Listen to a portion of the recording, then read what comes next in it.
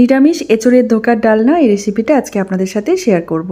প্রথমে এর মশলাটা করে নিচ্ছি। মিক্সির জারের মধ্যে দিয়ে দিলাম জিরে গুঁড়ো, ধনে গুঁড়ো, লঙ্কার গুঁড়ো আর দিলাম কাঁচা লঙ্কা আর আদা।